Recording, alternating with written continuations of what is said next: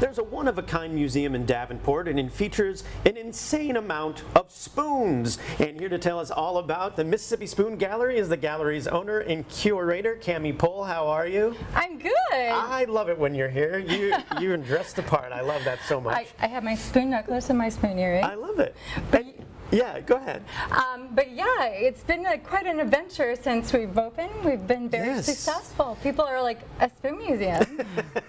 Yeah, but you know what? Your personality is so infectious that I had no doubts that And let's go back a little bit, because you opened this last year. Right. Because you were here around the time that it opened. But how did you start this hobby? Because as you mentioned, this hobby died years ago, but here you are bringing it back. Strangely enough, I have other spoon collectors coming to see the spoon gallery. But my great-grandmother handed me 3 boxes before I left for the basic training, and instructed me not to open them until either I got married or bought my first home. Okay. Then that's when she proceeds to tell me they're selling off everything, but she wanted me to have these. Mm-hmm. I'm moving her to a nursing home, and I just signed my life to Uncle Sam. Otherwise, I would have stayed with her and taken care of her, because she took care of me when I was younger. Sure. So it wasn't until later on, when I opened up those boxes, I saw spoons from the St. Louis World's Fair of 1904. Wow. And the Chicago World's Fair of 1933, and silent movie actor spoons, and some of the spoons that we played Tea Party with. So I wanted to share this with the whole community, and my husband and I have treated it as a scavenger hunt of love for spoons. So. I love that. And so, you opened a gallery to showcase them, because how many do you have? Do you have an idea? Have you my count is over 27,000. Oh my We are going to go for the Guinness Book of World Records. And what is that? Over just 30,000. Oh, you'll be fine. I know. I have no doubt. I haven't finished boxing them all, so. And so because I know where your building is there, and it's amazing. Are all of your spoons displayed? No, they are not. Okay. Only 10,000 are displayed.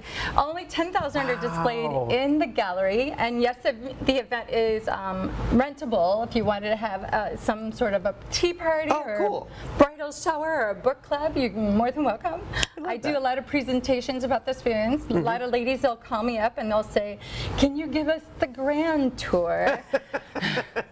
So I know I need to dress up. But the spoons that you're looking at right now, those are the spoons that started the spoon craze here in America. Those are the Salem witch spoons. Oh, okay. Yeah. So some of these spoons have more history. I even have one that's, I don't know if you can get into that. There's a portrait of George Washington. Oh, that's cool.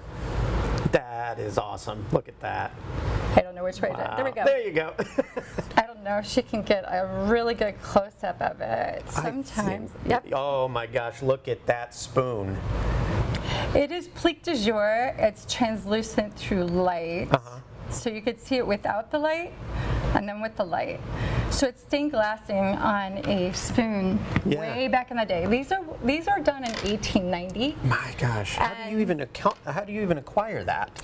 Well, luckily for me, it was more of a men's sport collecting these spoons. Okay. And there's 2 clubs on the East Coast and West Coast, and there are more men collectors than there were women. Okay. So the first time I went to my first spoon convention, I know it sounds funny. I love it.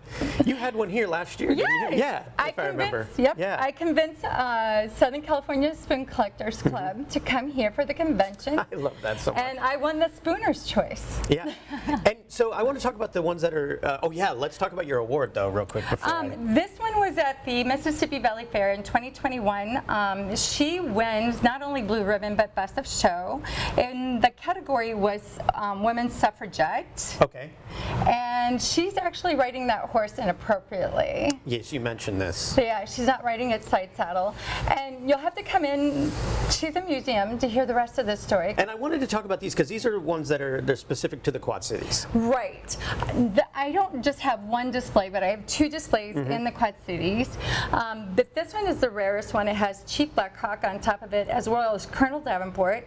Wow. And then the railroad bridge is right here on the spoon handle. Wow. So it's very detailed. And I managed to find some postcards that really cool. Tri-Cities. Yeah. And this was actually printed just after we got our first dam on the Mississippi in 1931 here in Davenport. Wow.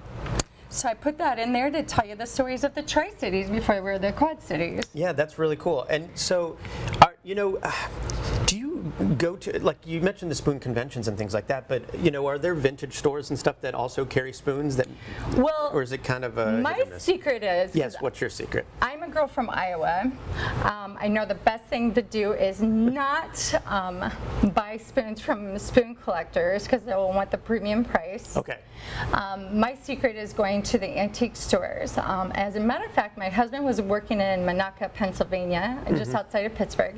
I walked into believe it or not, I walked into this antique store and they had all their sterling silver spoons hung up on an earring tree, all for $5 a piece. You bought them all, didn't you? All of them.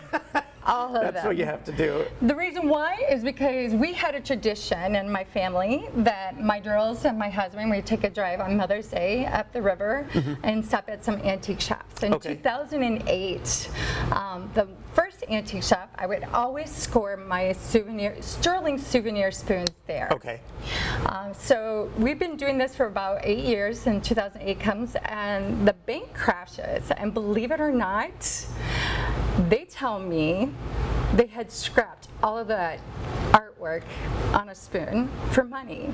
So the reason why I opened up this museum is to preserve this art. Right, yeah. Just even seeing one of these up close and having the possibilities of seeing this, because silversmith art is not done anymore. It's over. Yeah, right. And as a matter of fact, the last known silversmith American artist was in 1986. Well, hey, Cammie, thanks so much for bringing everything in. It's always a pleasure to talk with you, and I'm so happy that everything's going so well. I know. I had to wear a special hat because I know you always wear a hat. Oh, yes, I do wear a hat, and I love, your whole outfit's great. But thank you so much, dear. You're welcome. Yeah. Thank you for having me again. Absolutely. For more information, you can visit the Mississippi Spoon Gallery on Facebook or at their website, MississippiSpoonGallery.com. We'll have all those details posted at OurQuadCities.com.